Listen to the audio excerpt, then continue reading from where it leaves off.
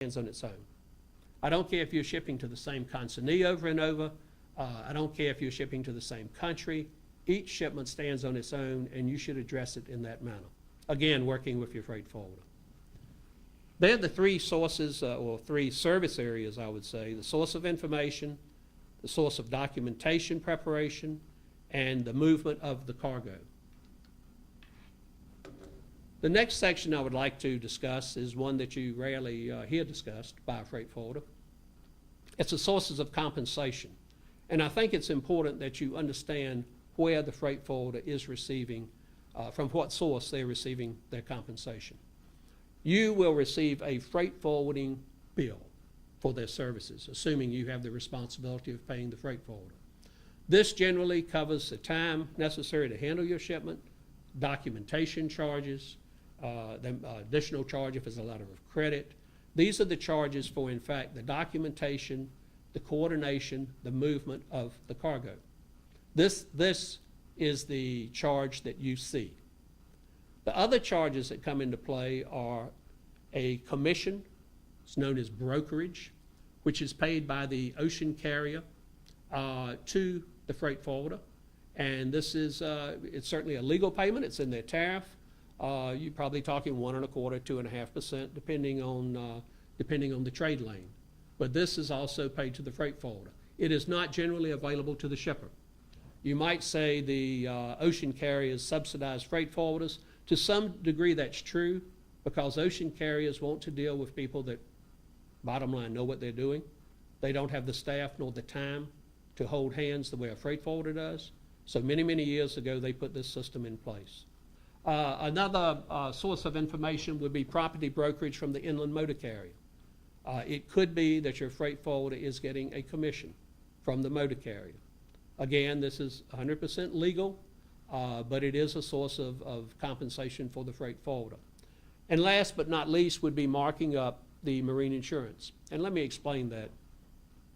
If you are if you have a limited amount of exports in a year's time, it may well be that a marine insurance company is not going to be interested in writing a policy, an open cargo policy, for your account, a standalone policy. Generally, they will have a minimum premium, annual premium, and most probably you are not going to be able to meet this. Therefore, you can use the policy that is held by the international freight forwarder. Just about every international freight forwarder you will find has their own open cargo policy. They mark up the premium. It's still going to be much less expensive than you having to pay a very large minimum premium to the insurance company at the end of the year when you don't have the volume. It's readily available. Generally speaking, the forwarders prepare this in their office. They can prepare it in accordance with the requirements of a letter of credit or your customer's requirements in most cases. So this, again, is a source of revenue for the freight forwarder. If you have, you get into exporting and your exports grow, then perhaps you should discuss with your freight forwarder somewhere along the line the idea of getting your own open cargo policy. Freight forwarders can also write open cargo insurance policies. So you can get those also direct from the insurance company or from insurance agents that specialize in such coverage. I will say sometimes you'll find that your local insurance provider might not be all that knowledgeable when it comes to marine insurance, but generally they can go back to the home office of the insurance company and get the backup they need to handle it on your behalf. So in summary, the ocean transportation intermediary or international freight forwarder does in fact coordinate the various parties involved in the cargo movement. They minimize your involvement, and I think you will find it's a real bargain. I would suggest that you not simply rely on the freight forwarder with blinders on. You should question the documents that come back to you. Hopefully you're going to get copies of all documents back. The freight forwarder is operating under a power of attorney in your name, so you are liable for what the freight forwarder is putting on those documents.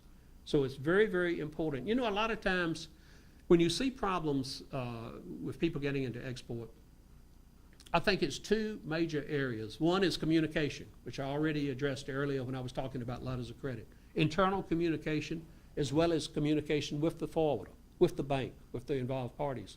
The other one is just common sense. I mean, we see people doing things that they wouldn't think of doing domestically on exports. And it's like, oh, it's exports, it's international, it's different. It is different, but you still want to be paid. And you still want to minimize problems both for you and for your customer.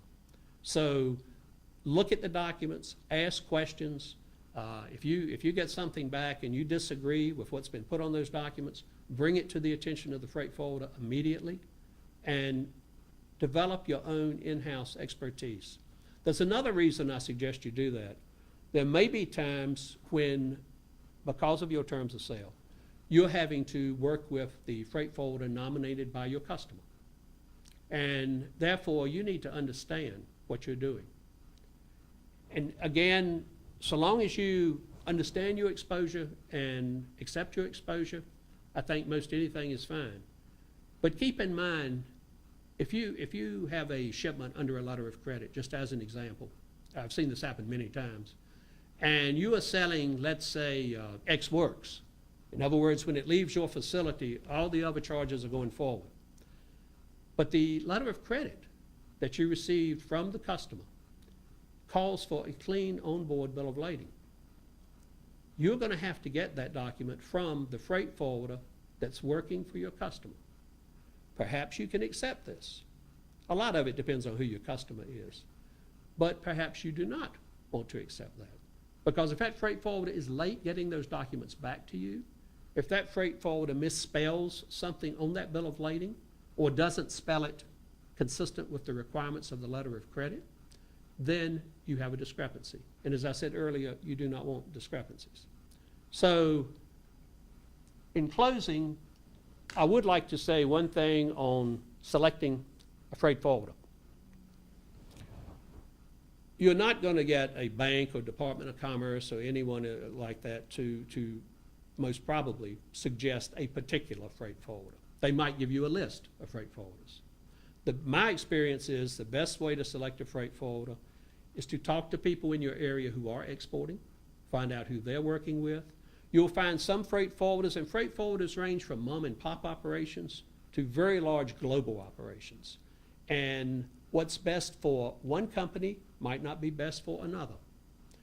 Some freight forwarders will specialize, perhaps in perishable goods, perhaps in oversized project moves. Have a meeting with the freight forwarder. Pick out a list of freight forwarders, invite them to come in and sit down and question them. See if you're comfortable. Because really the freight forwarder is an extension of your company, your marketing area, your credit area, your production area. It's an extension. And therefore, it's very, very important that you feel comfortable working with them and that you feel that they are, in fact, working in the best interest of your company to minimize your involvement and to help you satisfy your customer and get paid in a timely manner. Thank you very much.